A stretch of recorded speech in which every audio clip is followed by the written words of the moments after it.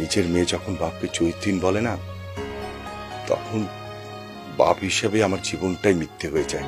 আব্বা, বিয়ে করা বউ যখন নিজের স্বামীর চরিত্রহীন বলে, তখন সেই স্বামীর জীবনটাও মিথ্যা হয়ে যায়। আব্বা, চলেন এক কাজ করি, দুইজন মিথ্যা নিয়ে বনে যাই, দুইজন বনে গিয়ে আমরা সংসার করি।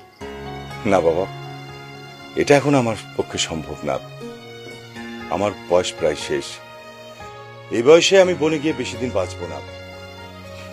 যদিও তুমি আমার ছেলে বয়সী, তারপরে কিন্তু আমরা সবসময় বন্ধু হিসেবে চলেছি। তাই আজকে শ্বশুর হিসেবে না, বন্ধু হিসেবে তোমাকে আমি একটা কথা বলি। বিয়ে মানে শুধু এক বিছানায় থাকা না, বিয়ে সংসার মানে হচ্ছে যত্ন, মায়া, ভালোবাসা। আমার মেয়েটা কোনোদিন কোনো পুরুষের যত্ন পায়নি, তো তাই সে তোমাকে খারাপ ভাবছে।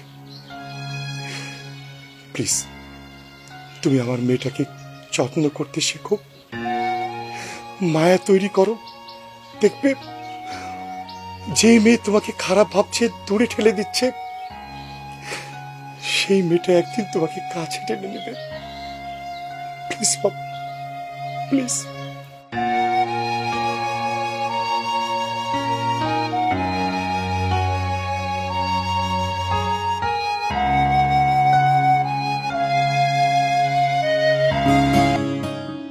কি ব্যাপার, কি হয়েছে? আপনি একটু ভাবিকে ডেকে দিতে পারবেন?